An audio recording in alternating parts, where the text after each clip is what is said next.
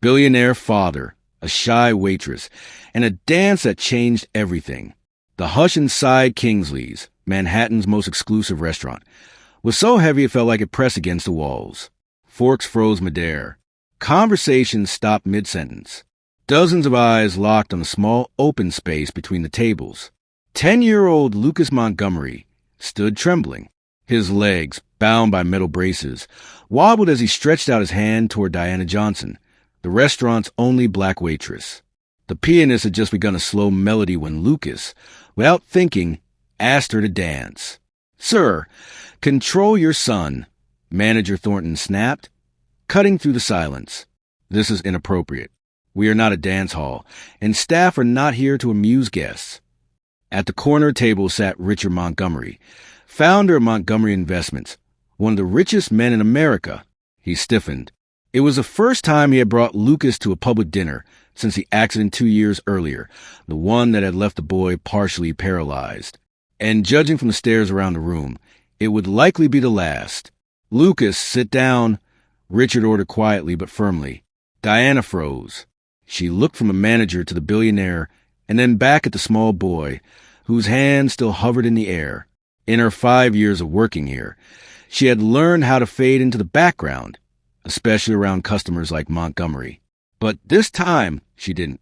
"My shift is over, Mr. Thornton," she said calmly, taking off her apron and placing it neatly on a tray. Then, to everyone's astonishment, she smiled at Lucas and gently took his hand. "I can't dance in an apron." Richard shot up from his chair. "What do you think you're doing?" "I'm accepting an invitation, sir," Diana replied steadily, locking eyes with him. Before anyone could stop them, Lucas moved. His braces scraped loudly across the polished floor, each step painful and uneven. Yet Diana didn't rush him or guide him. She simply slowed her own movements to match his. "She'll lose her job tomorrow," someone whispered from a nearby table. Richard couldn't move. He was back in his living room, watching his late wife Elizabeth dance with Lucas. "It's not about perfection," she used to say. "It's about connection." And as Diana matched Lucas's hesitant steps, something changed in the boy's expression. Fear turned into focus. Shame melted into pride. For the first time since the accident, Lucas wasn't being pushed, corrected, or helped. He was leading. "Mr. Montgomery," the manager's voice broke into his thoughts. "This will never happen again. She'll be properly disciplined." Richard didn't answer. The whole restaurant seemed to be holding its breath, waiting for his response. His wealth, his power, one word from him could end Diana's career. The staff froze. The diners watched. But all Richard heard was his son's laughter. After 3 steps, Diana led Lucas back to his table. She bent slightly and spoke to him with the respect of an equal. "Thank you for asking me to dance. It was an honor." She turned to leave. "Wait," Richard said. His voice sounded unfamiliar, even to himself. "What's your full name?" "Diana Johnson, sir." He repeated it softly, as if memorizing it. Then he pulled a business card from his jacket and held out to her. "My office. Tomorrow, 10 a.m. The entire room fell silent again. Diana accepted the card without expression, though her hand trembled faintly. "Dad?" Lucas asked once she had left. "Why did you do that?" The question landed like an accusation. Richard looked at his son and, for the first time in 2 years, truly saw him. Not just the broken child Elizabeth had left behind, but a whole person with his own desires and dignity. Dinner carried on in uneasy silence, but Diana's parting glance lingered in Richard's mind. It wasn't the look of someone defeated. It was quiet determination, so different from the storm building inside Richard Montgomery's eyes. The next morning, the glass and marble lobby of Montgomery Tower gleamed in the sunlight. Diana Johnson stepped inside, already feeling out of place in her best outfit. A navy skirt and a white blouse she had bought on sale. The people brushing past war clothes that likely cost more than her rent. "Diana Johnson to see Mr. Montgomery," she told the receptionist, who gave her a clinical once-over before making a call. 18th floor. "Miss Winters will see you." In the elevator, Diana clutched her worn purse tightly to her chest. It wasn't fear she felt. It was resolve, the kind that came from surviving worse. On the 18th floor, Miss Winters, a sharp-eyed woman in her 40s, greeted her with perfect posture. "Mr. Montgomery is finishing a call. Please follow me." As Diana walked down the mirror hallway, she could feel the stares. Employees weren't used to seeing a black woman escorted through the executive floor, and their curiosity was impossible to hide. "He had you fired, didn't he?" Winters asked suddenly once they were alone in the waiting lounge. "That's what usually happens. Important clients complain, and people like you lose their jobs." "People like me?" Diana raised an eyebrow. "You know what I mean." Winters adjusted her glasses briskly. "Staff who don't know their place." Diana smiled faintly, though not with amusement. "And where exactly is that place?" Before Winters could respond, her phone buzzed. She picked up the call, then looked at Diana. "He'll see you now." Richard Montgomery's office took up nearly half the floor. The floor-to-ceiling windows displayed Manhattan like it was a toy city, a view only the powerful ever got to claim. Richard stood at the glass, gazing down at it as though it all belonged to him. "Mr. Montgomery." Diana greeted formally. Richard turned, his expression carefully composed. "Miss Johnson, thank you for coming." He gestured toward a chair. "Please sit." The silence that followed was deliberate, a tactic Diana recognized instantly. It was the kind of silence meant to make people nervous, to push them into speaking too much. "Do you have a background?" Richard finally asked. "Excuse me, your education." "College. Bachelor's degree in child development from NYU. Nearly finished a master's in special education." Diana replied steadily. For the first time, something flickered across Richard's face. Surprise. "And yet, you work as a waitress." "I work 3 jobs," she corrected. "The restaurant, a bookstore on weekends, and tutoring when I can get students." Richard stepped closer, holding a folder. "I looked into you, Miss Johnson. I needed to know who danced with my son." He opened the folder, showing printed photos of a community center. "Freedom Steps," he said. "You founded it 6 years ago." Diana straightened her back. "Co-founded. With my sister, Zoe. A dance program for children with physical disabilities." Richard flipped through documents. "And now it's on the verge of closing for lack of funding." Diana showed no reaction. Of course, he would have found all this in less than a day. "I didn't come here to ask you for money, Mr. Montgomery," she said. "Then why did you come?" "Because you invited me." Richard gave a dry, humorless laugh. "Fair enough." He stood again, restless. "I want you to work for me." Diana blinked, startled. "As a waitress? In your house?" His expression hardened. "As a therapeutic companion for Lucas." Even saying his son's name seemed to catch in his throat. Diana noticed how his eyes lingered for a moment on a framed photo of a smiling woman holding a baby. "I already have the best specialists, doctors, therapists, psychologists," Richard said quickly. "But what you did yesterday—" He stopped, as if the words betrayed him. "It was just a dance, Mr. Montgomery." It was the first time I've seen him smile since the accident. The admission came out heavy, like it cost him. "I don't need another expert. I need someone who can do what you did. Follow, not lead." Diana studied him carefully. Beneath all that control and power, she didn't just see a billionaire. She saw a desperate father. "I can pay you 5 times what you make now." Diana stood. "No." Richard's eyes widened. He wasn't used to hearing that word. "I don't work for people who see only my skin color or my social class before they see my ability," she explained calmly. "And I don't work for people who think money can fix what's broken inside." His face reddened. "You'd refuse a salary that could solve your financial problems out of pride?" "Out of dignity," she corrected. "And because your son deserves more than someone hired pretend they care." She walked to the door, then paused. "Lucas doesn't need more experts. He needs space to live on his own terms." "You don't know my son." "No," Diana agreed softly. "But I know children like him.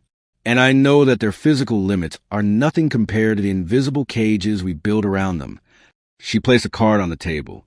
"Freedom Steps. Classes on Tuesdays and Thursdays at 4. If you'd like to bring Lucas, The first class is free. When Diana left, Winters was waiting outside, clearly having eavesdropped. You just turned down Richard Montgomery, she whispered. Are you insane? Maybe, Diana said with a calm smile. But I'd rather be insane than be owned.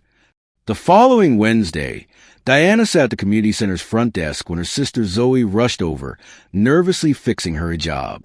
There's a Bentley outside, and you won't believe who's in it. Through the window, Diana saw the sleek car. Lucas sat in the back seat, peering out anxiously. Richard was in the driver's seat, his hands gripping the wheel as though he were wrestling himself. He's not coming in, Zoe muttered. Men like him don't walk into places like this. Diana remembered Lucas's eyes the night of the dance and smiled. Don't underestimate the will of a determined son. As they watched, the rear door opened. Lucas climbed out slowly, adjusting his braces. And to everyone's surprise, Richard stepped out, too, dressed in casual pants and a sweater. The billionaire still looked out of place. A man trying to appear ordinary, but unable to hide the weight of privilege he carried. I told you he'd come, Diana whispered, almost to herself. Zoe shot her a sharp look. What did you do? Diana didn't reply, but her eyes held a quiet spark, a secret her sister didn't fully understand. Hidden under her bed in their small Bronx apartment was a worn notebook, filled with years of notes about children like Lucas and men like Richard Montgomery. Observations, research, and a plan that had started the moment she chose to accept a boy's invitation to dance. What Richard Montgomery didn't yet realize, what he couldn't imagine from his towers of glass and endless wealth, was that Diana Johnson wasn't simply a waitress. She was a woman on a mission, and his carefully built empire of privilege and isolation was about to collide with a truth he could never buy.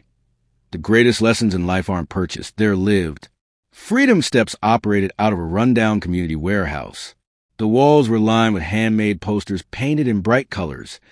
Your rhythm, your rules, and every move counts. Inside, children with wheelchairs, braces, and prosthetics moved freely to the beat of soft music. Mr. Montgomery, Diana greeted, wearing a plain T-shirt with the program's logo. Welcome. Lucas's eyes widened as he watched. A girl in a wheelchair spun gracefully in tight circles, while a boy with prosthetic leg pieced together a series of creative steps. It looks chaotic, Richard muttered, clearly uncomfortable. There's structure, Diana replied gently. Just not the kind you're used to. She turned to Lucas. Would you like to join them? The boy nodded eagerly but hesitated, glancing at his father. Go on, Richard said stiffly. I'll be right here. As Diana guided Lucas toward the group, Zoe walked over and offered Richard a chair. The first day is always the hardest, she said kindly. For the parents, not the kids. This isn't therapy, Richard insisted. I've hired the best specialist money can buy. And how's that been working for Lucas? Zoe asked quietly. The studio door opened. An older woman stepped in, leaning on an ornate cane. Her gray braids framed a face full of wisdom and authority.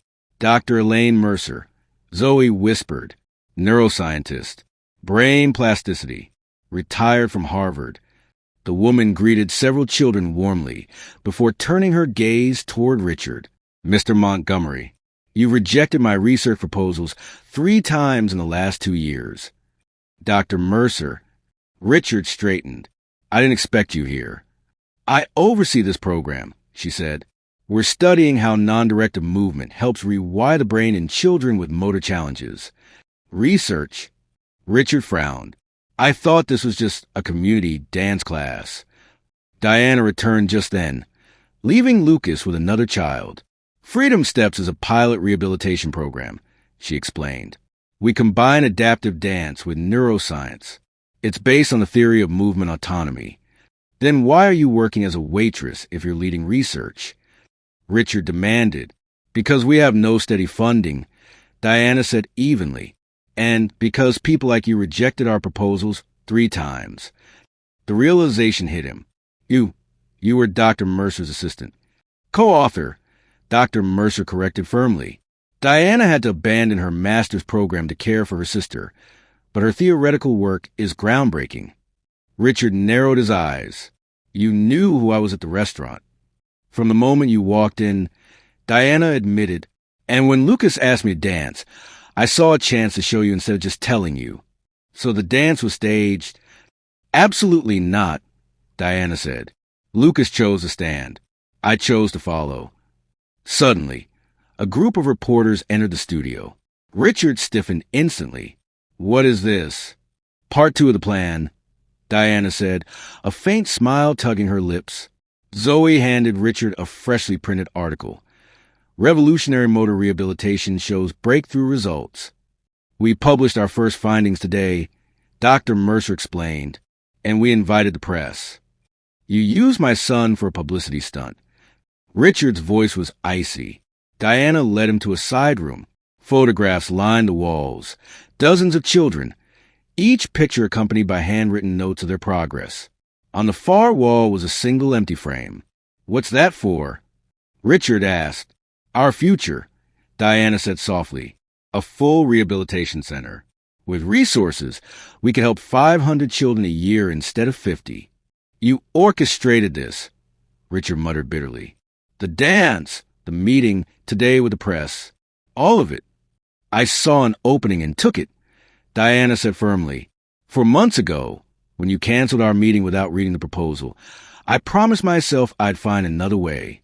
Diana, Zoe's voice rang out. It's Lucas. They rushed back into the studio. Lucas stood in the middle of the room, surrounded by children. The music had stopped. His braces were loosened, one of them already removed. Lucas. Richard started forward. Wait, Diana whispered, holding him back. Just watch. Lucas inhaled deeply, steadying himself. Slowly, shakily, he shifted his weight. Then, astonishingly, he took a full step on his own, without full support. It was small, unsteady, but it was his. The room erupted in cheers. Camera flashes exploded. Richard's usually composed face cracked. His eyes glistened with unshed tears. That's why we built Freedom Steps, Diana said softly. It isn't about perfect steps. It's about first steps taken freely. Richard stared at his son, not as a problem to fix, but as a whole child discovering his own strength. This could have been done without manipulating me, he said finally. It could have, Diana replied evenly, if you had answered our calls or read our proposals the first 3 times. The reporters murmured, whispering Montgomery's name. But Richard heard none of it. He could only see Lucas, still concentrating fiercely, still taking step after shaky step. On his own, Richard Montgomery was trapped between 2 paths. He could walk away in anger, confirming to the world his image as cold and calculating. Or he could embrace the moment his son had just created. For the first time in his life, power and money meant nothing. The choice before him wasn't one he could buy. He looked at Lucas's bright smile, then at the reporters waiting for his response. Humility had never been a word in Richard's world. Yet, as he watched the light on his son's face, something inside him shifted. The man who had always conducted the orchestra of power now had to decide. Would he keep leading or finally learn how to follow? The reporters pressed in. Mr. Montgomery, could you comment on your presence at Freedom Steps today? Is it true your foundation rejected this program 3 times? Richard's eyes flicked to Lucas, who was still practicing his steps, blissfully unaware of the tension. Then, to everyone's astonishment, especially Diana's, he smiled. You know what's hardest for someone like me? He said loudly enough for all to hear. Admitting when we're wrong. The room froze. Then he continued. The Montgomery Foundation will fund Freedom Steps for the next 5 years and build a permanent rehabilitation center using the methods developed by Dr. Mercer and Ms. Johnson. Cameras flashed. Zoe gasped, and then Richard added one final condition. Ms. Johnson will keep full control of the program. No corporate interference. 3 months later, bulldozers broke ground on the new Freedom Steps Rehabilitation Center. It wasn't the most lavish project the Montgomery Foundation had ever supported, but it was the most groundbreaking. Every detail was shaped by input from the children and their families. Diana oversaw construction closely, often joined by Lucas, who brought friends along. And, to the staff's surprise, Richard himself showed up regularly. quietly watching, never commanding. "I never thought you'd sit through board meetings," Diana remarked one afternoon as they reviewed blueprints. "And I never thought I'd be reading neuroscience journals at 50, Richard replied, rubbing his tired eyes. The article before him was full of sticky notes. "But here we are." Diana studied him. "Is this part of your public penance, or do you actually care?" "Lucas asked to have his second brace removed," Richard said softly. "I know," Diana smiled. "He told me. His old therapist swore it would take 2 years. But you fired her," said she was wrong. "And she was—" Diana pointed to a photo of Lucas balancing on one crutch. "He's moving faster than anyone predicted." Richard hesitated. "Why won't you accept my apology?" "Because you never gave one," she said firmly. "You shifted resources, funded our program, changed policies. That's not an apology, it's compensation." Richard nodded slowly. "Fair enough." 6 months later, the center opened. The vast adaptive hall was alive with children moving freely with wheelchairs, braces, and crutches. In the middle, Lucas, now using only a lightweight brace, led a short performance with 3 other kids. His steps weren't perfect, but they carried a confidence no doctor had expected. Richard stood back, watching silently. "He doesn't need you to hold him anymore," Diana said gently. "No," Richard agreed, "but he still needs me to be here. There's a difference." He turned to her. "Thank you." "For what?" "For teaching me to follow." A reporter approached. "Mr. Montgomery, how does it feel to see your son's progress?" Richard looked at Lucas, who was now helping a younger child steady herself. "Proud," he said, "not just of what he's overcome, but of what he's created for others." "And what's the biggest lesson you've learned?" Richard Montgomery, once known only as a ruthless businessman, looked straight into the camera. That real leaders aren't the ones who force people down their chosen path. They're the ones who recognize when someone else has found a better way and have the courage to follow. A year later, Freedom Steps had expanded to 3 new cities. Diana received a national award for innovation in pediatric rehabilitation, and her methods began spreading to hospitals across the country. Lucas, now walking with only a cane on difficult days, joined a regular school and became a youth spokesperson, inspiring other children to move at their own pace. And Richard Montgomery discovered the most difficult and valuable truth. Real power isn't about controlling every move. It's about knowing when to step aside and let others lead. In a world where the powerful rarely change and the powerless often remain unheard, the story of Richard, Diana, and Lucas proves that real transformation begins when boundaries are crossed, when a billionaire learns from a waitress, and when a father follows in his son's footsteps. If this story about dignity and courage touched your heart, subscribe to our channel, because revolutions don't always begin with money or manifestos. They begin when someone takes an honest first step, and someone else is wise enough to follow.